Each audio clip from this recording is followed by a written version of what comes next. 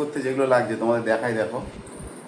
কাস্তুরি মেথি নিয়েছিলাম, টক দই, এদিকে হলুদ, জিরে, ধনে, লঙ্কা, এখানে আদা রসুন আর শুকনো লঙ্কা পেস্ট আছে, এদিকে আছে হচ্ছে পেঁয়াজ কুচানো, এখানে আছে অল্প টমেটো, আর এদিকে তো এইটা হচ্ছে বোম্বাই লঙ্কা। তো এইগুলো সব, আর এইখানে রয়েছে চিকেন, আর এইদিকে যে এটার যে মেন রেসিপি সেটা হচ্ছে এই বাঁশ, এদিকে হচ্ছে সেই বাঁশ। ঠিক আছে, তো এইগুলো দিয়ে আজকে হতে চলেছে ব্যাম্বু চিকেন। তো এটাই ছিল আজকে রেসিপি। তো চলো আস্তে আস্তে রেডি করি আর তোমাদের দেখাই কীভাবে কী হয়। তো ভিডিওর সাথে থাকো আর তোমাদেরও দেখাই কীভাবে কী করি। সেটা খাওয়ার যোগ্য হয় কি না সেটা আমি না, আমার বাড়ির লোক যারা আছে তারা রিভিউ দেবে, সেদিকেও আসবো। চলো। তো এবার মাংসটা ম্যারিনেট করার পালা। তো প্রথমে দিয়ে দেওয়া হচ্ছে টক দই মাংসটার মধ্যে, এই হলো টক দই। আচ্ছা, এরপরে দিয়ে দেওয়া হচ্ছে ধনের গুঁড়ো, আচ্ছা জিরের গুঁড়ো, আচ্ছা হলুদ গুঁড়ি, তারপরে নুন পরিমাণ মতন, আচ্ছা কাঁচা সর্ষের তেল, তারপরে কাশ্মীরি লঙ্কার গুঁড়ো, তারপরে দিয়ে দিচ্ছে আদা রসুন আর লঙ্কা বাটাটা, আর তার সাথে হচ্ছে পেঁয়াজ কুচি, আর এখানে দিচ্ছি কিছুটা কাস্তুরি মেথি। এই সব নিয়ে এবার ভালো করে মাংসটাকে মেখে নিতে হবে। তো দেখো মাংসটা আমি মেখে নিলাম, তার মধ্যে দিয়ে দিলাম সেই টমেটো আর হচ্ছে ওই বোম্বাই লঙ্কাটা।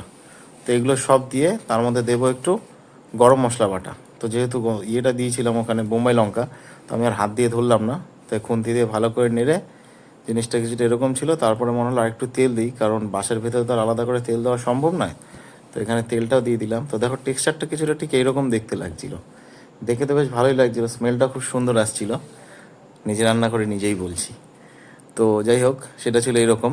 এবার মেন ব্যাপারটা হচ্ছে এই মাংসটাকে এবার বাসে ভরার পালা। দেখো মাংসটা কিছুক্ষণ করে রেখে দিয়েছিলাম, এবার মাংসটা একটা একটা করে সব ভরে নিতে হবে। তো প্রথম ভেবেছিলাম এতটা মাংস ধরবে কি না, তো বাঁশটার যা সাইজ দেখলাম প্রথমে বুঝতে পারিনি। তো একটা একটা করে ভরতে ভরতে দেখলাম মোটামুটি সব মাংসই ধরে গেছে, এক পিস মাংস বাকি ছিল।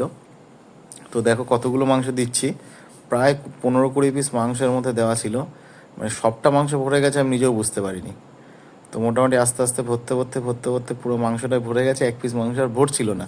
তো যাই হোক ওটা রেখে দিলাম। তো এই ছিল, এবার হালকা একটু ঝাঁকিয়ে নিলাম যাতে মাংসটা পুরো সেট হয়ে যায় ভেতরে। আচ্ছা, তারপরে এবার এর মধ্যে যেটা করতে হবে সেটা হচ্ছে কি, এই যে কলা পাতাগুলো, এই কলা পাতাগুলো খুব সুন্দর ভাঁজ করে করে করে করে বেশ 4-5টা লেয়ারে কিন্তু ভরে দিতে হবে। 4-5টা লেয়ারে ভরে দেওয়ার জন্য কি হবে, এই ভেতরে যে ভাপটা সেটা উঠতে পারবে না। তো তার উপরে কী করলাম, একটু মাটির প্রলেপ দিয়ে দিয়েছিলাম। তো মাটির প্রলেপটা উপরে দিলাম যাতে ভাপটা না বেরোতে পারে, তো ভাপটা বেরোতেও পারবে না। তো ফাইনালি এই অবস্থায় এইবার আমি এটাকে উনুনে দিয়ে দেবো। তো এদিকে উনুনও রেডি হয়ে গেছে, আগুনও জ্বালানো কমপ্লিট।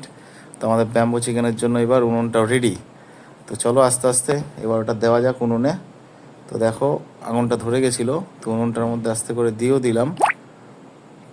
তো আস্তে করে বসিয়ে দিই, চলো তারপরে আসছি।